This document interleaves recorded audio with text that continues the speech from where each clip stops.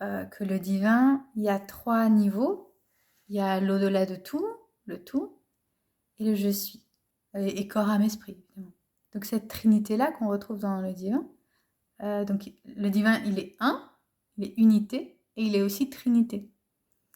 Et nous, dans le monde de la dualité, on va avoir ces 2 opposés complémentaires, donc qu'on retrouve partout, le yin, le yang, le féminin, le masculin. Là, on dit féminin-masculin, mais c'est vrai que c'est très relié à ce côté yin-yang et à tous les opposés. Mais c'est que le féminin et le masculin, c'est un couple d'opposés complémentaires qui nous meut beaucoup en tant qu'humains. Donc on a une unité, une trinité, et dans le monde de la dualité, ça va devenir 2. Donc comment, comment ça se fait tout ça? Alors, c'est pour moi, il y a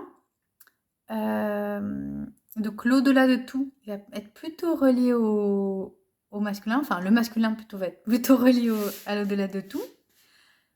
Le je suis aussi, donc on peut aussi dire l'esprit et le corps, vraiment le ciel et la matière, l'en haut et l'en bas, sont plutôt reliés au masculin, alors qu'au centre, l'âme, le tout, est lié au féminin.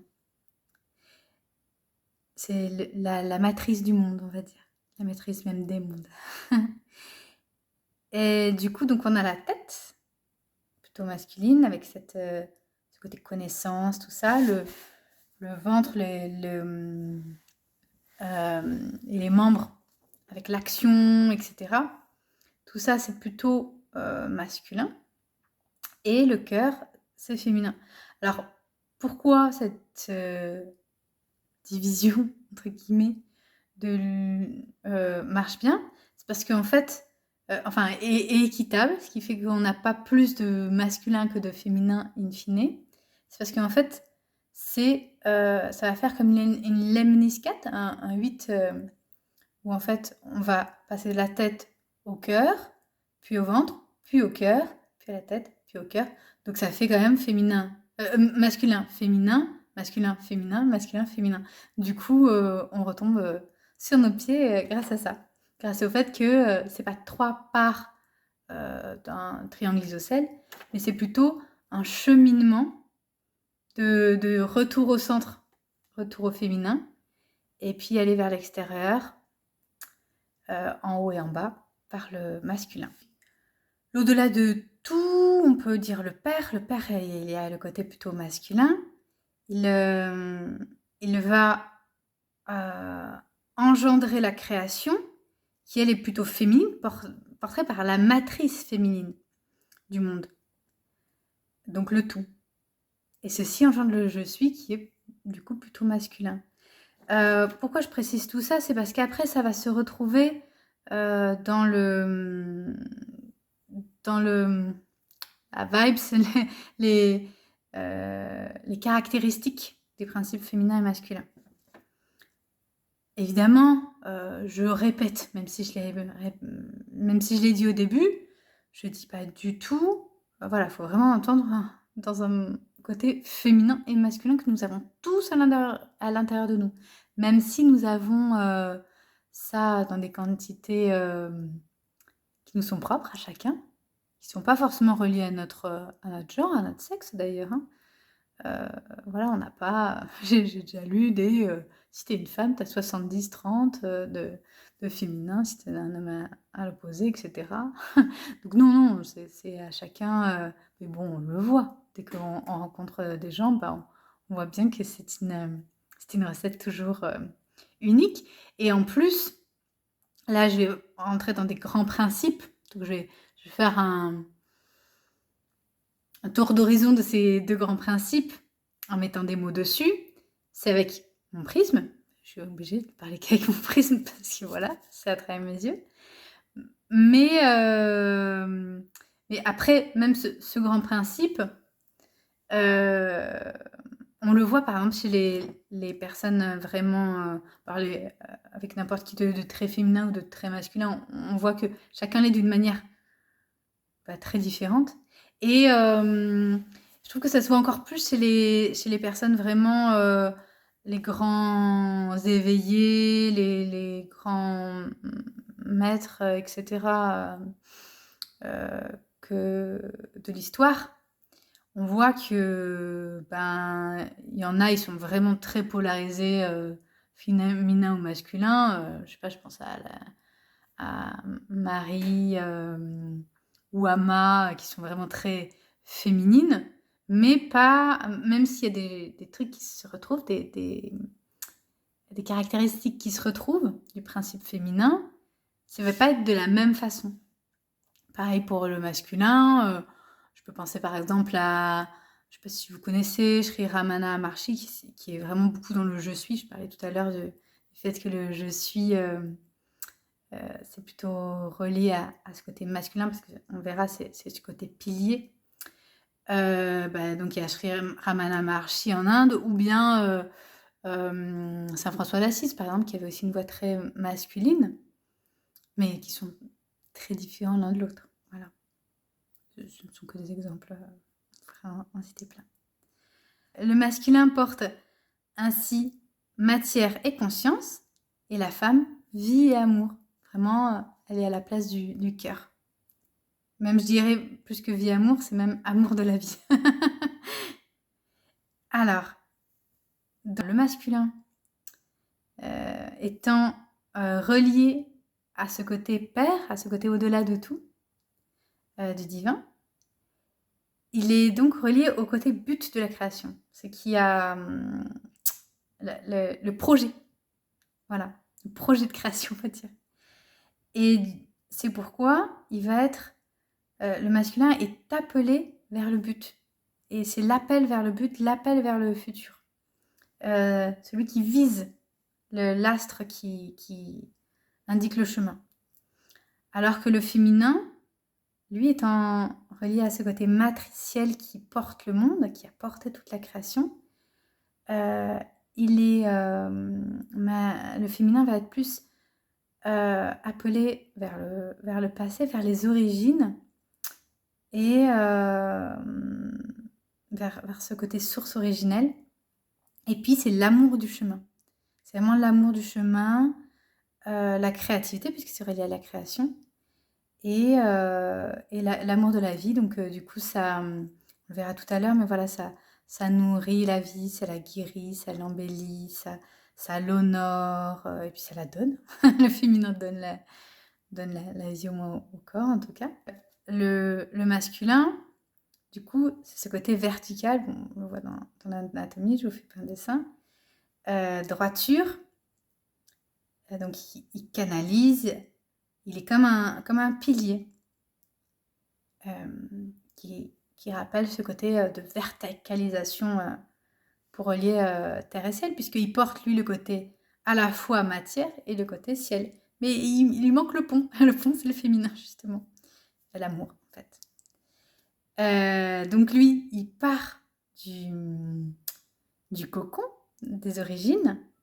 C'est pour ça que les hommes sont souvent, ou les femmes qui ont beaucoup de masculin en elles, sans être forcément... enfin, elles peuvent être des femmes bien dans leur genre, hein, bien féminines, mais avec un bon masculin en elles. Eh bien, c'est ce côté aussi goût du voyage, de l'aventure, aller vers l'extérieur, ce goût pour la liberté. Puis on voit tous les petits garçons, puis même les grands aussi, avoir ce goût pour tous les moyens de transport, du vélo au bateau et à l'avion. Je vois avec mon petit garçon, c'est ça. Et voilà, c'est vraiment ce goût d'aller explorer l'extérieur. Et ça, c'est parce que justement, le masculin va sortir de l'origine. Alors que par contre, la femme, on le voit même dans les hormones, hein, les hormones masculines ont cet effet-là, d'aller expérimenter plein de choses, d'aller, voilà, un peu à l'aventure. Et les hormones féminines sont plus dans le côté cocon, décoration, faire quelque chose de beau, de doux, de tendre, relier, rassembler, communier même, être dans l'amour en fait, nourrir. Voilà.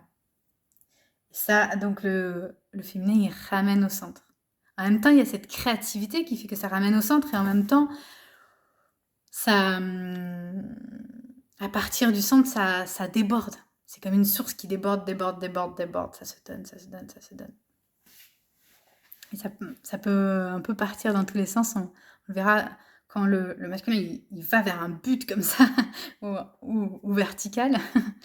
Le féminin lui déborde dans tous les sens. Et puis il y a un tel amour de la vie que du coup, ça a envie de toucher à tout. Voilà. Et justement, comme il y a ça, eh bien, le masculin qui est droiture, en nous, c'est bien qu'il vienne donner des limites et canaliser le féminin afin que le féminin puisse venir nourrir, mais sans se disperser, nourrir ce qu'il y a à nourrir, guérir ce qu'il y a à guérir, embellir ce qu'il y a à embellir. Vous voyez, canaliser tous ces dons qui sont multiples, qui sont vraiment même infinis, puisque justement c'est cette source de créativité et d'amour infini, et de dons aussi infini. Et le masculin, il donne des limites, il donne des stops aussi, des non. Voilà, on connaît tous beaucoup de femmes, il y a aussi des hommes, mais pareil, c'est des hommes qui ont en général un bon féminin, qui ne font que donner, et où leur compagnon ou leur ami est obligé de leur dire, bon, là maintenant, t'arrêtes de donner, tu penses à toi. Voilà. Le féminin, ça va être lui qui rappelle l'originel, et du coup qui va donner qui va comme allumer la vocation du masculin, qui, se souvenant alors comme un lointain souvenir oublié de l'originel, souvent c'est un souvenir comme par manque, c'est une blessure de séparation. Donc, et justement, je parlais de la guérison liée au féminin, et on verra que ça a du sens dans vraiment la vocation divine du féminin. On verra ça à la fin de la vidéo. Restez jusqu'au bout pour qu'on puisse parler de ça. Et donc, cette mémoire souvent à moitié oubliée dans le féminin des origines fait dire à l'homme qu'il faut se mettre en chemin. Sinon, il y en a beaucoup qui soit sont dans la fuite à l'extérieur, soit sont dans la flemme du chemin, on va dire, allongés sur la canapé pour faire la caricature. Voilà. Mais en fait, le féminin, c'est comme c'est l'amour de la vie, c'est aussi cet amour du chemin. Quand le masculin va dire la direction, le but. Donc ouais, voilà, à la fois canalise, je disais, le masculin canalise en disant des non, en donnant des directions. Pas du tout avec de la soumission, hein. Je suis pas du tout en train de parler que l'homme doit dire à la femme ce qu'il doit faire, ce qu'elle doit faire. C'est très loin de mon propos. Mais il y a je vous le dis, c'est vraiment avant tout à l'intérieur de soi que ça se joue. Même si après nos relations humaines nous apprennent aussi à jouer avec nos propres féminins et masculins intérieurs, et à parfois aussi les contacter quand on avait du mal à les contacter. C'est fréquent, hein. Moi-même, je vois, j'ai plus de mal à contacter mon masculin, et parfois ça peut m'aider qu'on vienne me dire, bon ben là, t'arrêtes, etc. Mais c'est en rien de la soumission à un homme extérieur, évidemment. Donc, ça canalise, et puis ça tutorise aussi, puisque c'est justement cette verticale, un peu à la manière, moi j'aimais bien l'image du pilier, donc vertical, très droit, très stable. Vraiment cette notion de stabilité, de soutien aussi. Un pilier, ça soutient comme ça. et le rosier grimpant qui vient l'embellir, qui vient l'embaumer, qui vient dans tous les sens, mais qui en même temps tous les sens, mais qui s'élève quand même dans une spirale verticale. Et que à eux deux, ils font quelque chose ben, de parfait. Voilà, le rosier manquerait au pilier et le pilier manquerait au rosier. Voilà, le féminin, c'est aussi relié, quand le masculin est plutôt relié au symbole du soleil, vous avez déjà dû en entendre parler. Le féminin, c'est plus relié à la lune, mais aussi la lune, on associe ça au marais, c'est aussi relié à l'eau, à la source originelle, mais aussi à l'océan avec toutes ses profondeurs. C'est un peu toutes les formes d'eau, donc il y a la mer déchaînée, il y a les rivières souterraines, voilà, qui se taisent, un peu secrètes. Il y a les ruisseaux purs qui rigolent, le fleuve nourricier, tout ça, quoi. Ça fait aussi ça capte. Et le féminin, c'est ce qui est yin, donc c'est ce qui va venir recevoir le ciel. Et recevoir la terre aussi, puisque c'est au centre, donc ça reçoit là et là. Et du coup, ça reçoit des impressions, mais comme c'est cette nature d'eau, ça les reçoit comme un peu un reflet sur l'eau. Donc plus l'eau est calme, limpide, plus le reflet est clair. Donc ça va être nos corps émotionnels, etc., qui vont nous permettre ça. Nos états d'âme, en fait, qui permettent de ne pas faire obstacle à notre âme véritable, qui est vraiment notre féminin. Je le disais, corps, âme, esprit. Donc l'âme, c'est vraiment le côté féminin de l'être, qui reçoit l'expérience divine et l'expérience humaine, pour les relier, pour faire le pont par l'amour. Et donc, du coup, nos états d'âme vont brouiller comme les vagues sur l'eau brouilleraient le reflet. Donc ça rend justement vague les reflets, un peu flou. Voilà, parfois ça sait pas trop d'où ça vient, etc. Ça peut être un peu flottant et se laisser un peu porter. Donc c'est bien d'aller vers effectivement une canalisation du féminin et puis ce côté limpide. Voilà, grâce à la paix, en fait, à la paix de l'âme. Voilà, et donc comme je disais, le masculin, c'est plutôt ce côté solaire, cet astre qui montre le chemin. Mais c'est aussi à la fois le pèlerin. Le pèlerin, puisque c'est à la fois l'esprit, le ciel, et puis le corps, la terre. Alors, de ce fait, on parlait donc dans les voies spirituelles, si quelqu'un a vraiment... alors, ça peut être individuel, et puis c'est aussi collectif dans des époques. Il y a des époques où vraiment le masculin a beaucoup plus de voix, on va dire, que le féminin qui... soit en a moins, soit carrément est bâillonné. Voilà, il y a eu pas mal de siècles où c'était ça. Parfois, c'est l'inverse, dans certains autres peuples, dans certaines autres périodes de l'histoire. Et puis, il y a les variabilités individuelles aussi, juste les appels qui sont... qui ressemblent à notre recette à nous, intérieure. Donc, les voix masculines... souvent, ça va être soit l'un, soit l'autre, soit les deux. Donc, soit le côté tête, donc une connaissance poussée, ou bien le côté corps avec le côté initiatique, donc passer par le corps. Donc, ça peut être des ascèses corporelles, ou bien comme les arts martiaux, le yoga, les pratiques corporelles, voilà, tout ça. Ça peut aussi être des épreuves, des mises à l'épreuve dans la matière, par des initiations voilà.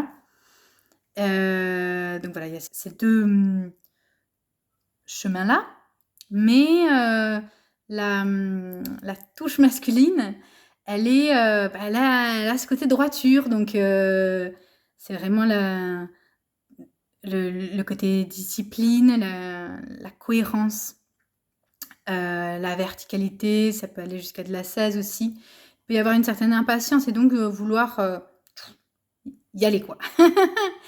Et puis souvent ça peut se détourner du monde, puisque ça, le masculin, s'il est pas accompagné du féminin, il manque le pont.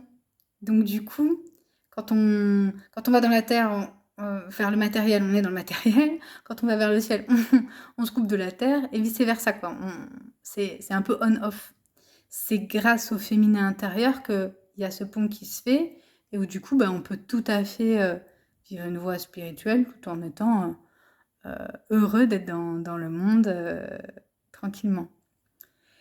Alors, les voies, donc ça peut, si vraiment il y a un extrême déséquilibre et un grand manque de féminin, ça peut être des voies qui manquent clairement de souplesse, qui vont vers quelque chose de trop exclure du reste. Parce qu'on est dans la droiture et la canalisation, mais ça canalise tout le monde. Voilà, soi, et on se pardonne rien, et puis les autres aussi, même. Voilà, par exemple, l'Inquisition, quoi. Ouais, si on appelle ça une voie spirituelle, parce que bon, voilà. C'est un bon exemple de ce côté. Bah, pas un très bon exemple de voie spirituelle, c'est vrai. Mais il y a la voie, plein de voies, par exemple, yogiques, etc., où il y a beaucoup d'ascèses, etc., qui sont des plus jolies voies masculines. Parce que si je vous dis que l'Inquisition, ça va un peu desservir le masculin. Les femmes, pas les femmes, pardon. Le féminin. Le féminin, dans la voie spirituelle, comme c'est l'amour du chemin, il y a beaucoup moins cette impatience. Il y a même une sorte d'effervescence. Dès qu'on commence à ouvrir la porte de la spiritualité, c'est la joie, l'amour, l'envie de tout explorer. Du coup, on canalise plein de trucs, on ressent, on fait des rituels pour honorer la lune, pour honorer les changements, pour honorer la terre, pour honorer les gens. Voilà, c'est vraiment beaucoup d'offrandes, beaucoup de gratitude, on embellit, on célèbre. Beaucoup aussi le côté créatif, le côté artistique, et puis la guérison. Ce sont vraiment des voies de guérison. Après, et des voies de communion aussi. On rassemble. Ça peut être des voies de communion à deux, de communion en collectif, d'échange, etc. Bon, vous voyez ce que je veux dire, quoi. Donc là, on peut retrouver dans beaucoup de peuples qui avaient ou qui ont une spiritualité reliée au côté terre-mère. Eh bien, eux, ils sont dans ce côté-là. Très communion, très remerciement. Vous voyez, quoi, tout ce que je viens de dire. Si le déséquilibre est trop important et qu'il manque de masculin, on va tellement être dans cet amour de la vie, amour du chemin, qu'on va perdre un peu le but. Alors certes, on pourrait dire, bah, le but, c'est déjà de vivre. C'est pas faux, d'un certain côté, mais c'est aussi d'incarner vraiment le « je suis divin ». Donc vivre, oui, mais nous ne sommes pas tout à fait vivants. C'est vivre avec plus de vie. Et pour ça, il y a quand même... il y a quand même ce masculin qui vient nous rappeler que oui, tout est là, mais d'un certain côté, il y a aussi à faire. Et et qui vient du coup canaliser, verticaliser, parce que sinon on n'en finirait plus. Par exemple, si on relie la spiritualité au processus de guérison, il y en a beaucoup qui font ça de nos jours, parce que de nos jours, la spiritualité a souvent un côté très, peut-être pour compenser les siècles, très masculin. De nos jours, c'est très féminin. Euh, et il y en a beaucoup qui, dans la spiritualité, passent beaucoup de temps à guérir, veulent vraiment guérir toutes leurs blessures, etc. Les blessures de leurs ancêtres, les blessures collectives, de leur vie passée, etc., de leur enfance, etc. Ça, on pourrait passer des vies et des vies à faire ça. Il y a pas de... Ça n'est pas le but du chemin. Et le féminin, si ça manque de masculin, peut, pour guérir, pour que la vie aille mieux, etc., voilà, pour prendre soin, aller guérir tous les ancêtres, alors que ça ne nous concerne pas, en fait. Sauf si ça vient dans notre vie. Quand c'est le bon moment de guérir, la vie va se charger de nous mettre devant nous. Et voilà, ça va être le cadeau empaqueté dans son bel emballage d'épreuves, en général. Plus rarement de jolies révélations, mais en général, c'est des bonnes épreuves. Et voilà, et ça va nous dire qu'est-ce qu'il y en a à guérir. Et on n'a pas à guérir tout le monde. Tout et tout. Voilà, pareil pour les offrandes, pour tout ça. Donc du coup, les deux associés, et c'est là où c'est super puissant. Après, l'association, ça ne demande pas à être dans un équilibre 50-50. Chacun a son appel qui est unique au monde, et chacun va avoir une recette unique au monde. Déjà, il va avoir un féminin et un masculin qui, issu du principe dont on vient de parler, il vient y colorer à sa façon. Enfin, les deux sont colorés à sa façon, et en plus sont dans des proportions inégales, alors parfois vers le 50-50, et parfois clairement très polarisé, beaucoup plus féminin ou beaucoup plus masculin. Et il n'y a absolument aucun jugement là-dedans. C'est juste que si on a vraiment... si on rejette, et on est beaucoup à le faire, hein, de nos jours, parce qu'il y a eu tellement une guerre entre les sexes pendant des siècles, et puis même donc collective, et puis individuellement, on se fait vachement souffrir entre les hommes et les femmes, ne serait-ce que dans les relations amoureuses, où du coup très souvent, je suis sûre que tous ceux qui écouteront cette vidéo connaissent au moins une personne qui leur a dit un jour: ah, moi j'en ai marre des femmes, ou moi les mecs, j'en ai marre. Et du coup, ces blessures-là font qu'à l'intérieur de nous, déjà, on est en froid avec notre propre masculin, avec notre propre féminin. Ce qui fait que du coup, notre barque, on rame que d'un côté, au lieu de ramer des deux côtés, on rame que d'un côté, du coup on tourne un peu en rond, on perd un peu le fil. Et puis notre vraie recette, je disais, on n'est pas obligé de ramer un coup à droite, un coup à gauche, en vérité. Mais voilà, il y a toujours un petit peu au moins des deux. Voilà, pour terminer cette vidéo, je voulais prendre exemple, je vous parlais d'être vraiment réalisés dans la voie, qui ont vraiment incarné la version divine de ces deux principes. Et du coup, j'ai envie de dire évidemment, même si il peut y avoir d'autres personnes qui ont incarné ça très bien. Après, moi, ce qui m'est venu du tac au tac, c'est le Christ et Marie. Donc, Marie, sa mère, déjà, c'est un magnifique féminin divin. Mais je voulais parler de Marie-Madeleine. Et ce qui est magnifique, en français, on a ce cadeau de la langue française, hasard ou je ne sais quoi, puisque bon, le Christ, c'est Yeshua, et Marie, c'est Myriam.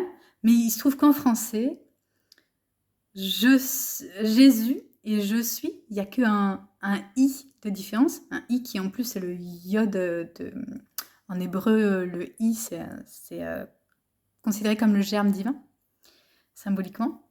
Et Marie, c'est l'anagramme du verbe aimer. Donc on est vraiment sur, même depuis leur nom, il y a l'incarnation, le résumé de ce que vient faire le féminin et le masculin. Donc ça, c'est vraiment magnifique. Donc le je suis, le Christ, Jésus, c'est vraiment donc ces deux pôles-là. Donc lui, il a clairement intégré là. Hein. C'est quand même s'il y en a un qui a parlé d'amour, c'est bien lui. Donc il a vraiment parlé il a vraiment été dans ce cœur sacré. Mais pourtant, voilà, il a pleinement été dans la réalisation de cette connaissance divine, de cette vision claire des plans divins, de cette compréhension claire des plans divins et de tout d'ailleurs, hein, de toute chose. Et en bas aussi, de cette toute-puissance, c'est-à-dire que comme Dieu, comme le divin, en fait, du coup, son esprit a tellement pénétré son corps que il peut, depuis son je suis, agir sur la matière jusqu'à faire les miracles, dépasser la mort, voilà tous les miracles qu'a fait Jésus. Je pense que vous voyez tous de quoi je parle. Et Marie-Madeleine, de l'autre côté, elle, c'est cet amour, voilà, c'est celle qui se donne d'amour. Donc elle est décrite plein de fois dans la Bible au pied du Christ, voilà, au pied, à se donner complètement. Et ça, je trouve que c'est un magnifique exemple de ce féminin vraiment devenu christique, devenu divin. Alors que les féministes ne s'insurgent pas. Je ne suis pas en train de dire que la femme doit être au pied de l'homme. Là, on est vraiment sur des versions... le féminin à l'intérieur de nous, s'il se donne, s'il se met au pied, comme dans une soumission, mais complètement amoureuse, au pied de l'esprit, avec un grand E, hein, pas le mind, mais vraiment le spirit, vraiment que l'âme se donne tout entière par amour. Ça, ceux qui l'ont vécu, ceux qui l'ont expérimenté en eux, savent que c'est là où il y a la plus grande paix, la plus grande liberté. C'est là où vraiment on se sent à sa place. C'est quelque chose d'extraordinaire, magnifique. Donc on est vraiment sur quelque chose de vraiment sublime. Et évidemment, c'est pas aller se soumettre à l'extérieur. D'ailleurs, Marie-Madeleine était très loin d'être une femme soumise. Bien au contraire, c'était une grande révoltée. Voilà, qui osait se rebeller contre son temps, je vous parlerai pas mal d'elle parce que c'est quelqu'un avec qui je suis beaucoup en lien. Enfin, quelqu'un entre guillemets. Voilà, donc cet amour qui est tellement puissant. C'est un amour qui guérit, mais qui guérit tout. C'est-à-dire déjà, elle commence par... Elle est pardonnée de ses, entre guillemets, péchés. Bon, je sais que de nos jours, le terme a vieilli. Hein. Parce qu'il a tellement été abîmé au cours des siècles par la culpabilisation de gens qui n'étaient pas alignés, qui étaient pécheurs eux-mêmes et tout ça, que voilà, on n'a pas envie de nous parler de péché. Mais ce côté repentir où elle est pardonnée et au lieu de culpabiliser, elle se donne telle qu'elle est. Elle n'attend pas d'être mieux que ça. elle se donne entièrement. Tout, tout, tout, tout. Le meilleur, le pire, tout. Bref. Ça c'est vraiment ce grand, grand, grand, grand, grand amour qui fait que dans ce repentir et dans ce pardon intérieur, bah, comme elle se donne totalement, c'est un pur don de soi, et bien du coup, tout va se guérir jusqu'à la séparation originelle. Jusqu'à la séparation de cette séparation qui vient de la source. Donc en fait, elle retourne à cette source originelle, puisque justement le masculin sacré, le Christ, c'est ce je suis qui redevient divin dans le monde. Et elle, c'est cette donc qui atteint le but finalement, hein, c'est ça le but, hein, c'est d'être divin dans la vie. Et Marie, elle répare cette séparation originelle de la source originelle, et c'est ça qui lui permet d'être témoin de la résurrection, parce que elle le voit depuis l'unité. Et voilà. Donc ce féminin qui guérit pas toutes les blessures, mais qui en fait, par son amour, va guérir jusqu'à l'origine de toutes les blessures. Du coup, il y a plus de blessures, elle est complètement dans la vie une, et dans juste l'émerveillement avec la vie de manière constante. Et du coup, quand elle vit à la Sainte-Baume, il y a des récits. Donc moi, c'est ce que j'ai aussi, j'étais pas au courant, puis c'est aussi ce que j'ai intuitionné de moi-même. Par prière, elle fait jaillir une source miraculeuse. Donc tous ceux qui la boivent, animaux comme humains, se retrouvent guéris et dans la paix divine, la paix de l'âme, etc. Et donc ça revient à cet archétype féminin dont je parlais, de la source et de la guérison et de la paix, de l'amour, de ce qui nourrit, etc. Ce qui désaltère, qui ne fait plus être autre. Voilà. Eh bien, je vous remercie de votre attention. N'hésitez pas, si vous avez des questions, à laisser des commentaires, ou bien si vous avez envie un petit peu de me dire un peu comment vous ressentez ça en vous, cet équilibre-là, féminin-masculin. Si vous avez senti, oui, des correspondances avec ces deux principes-là en vous, de la manière dont je l'explique. N'hésitez pas à liker, vous abonner à la chaîne, tout ça pour m'aider à aider ma chaîne à grandir. Et puis, je vous dis à très bientôt. Au revoir.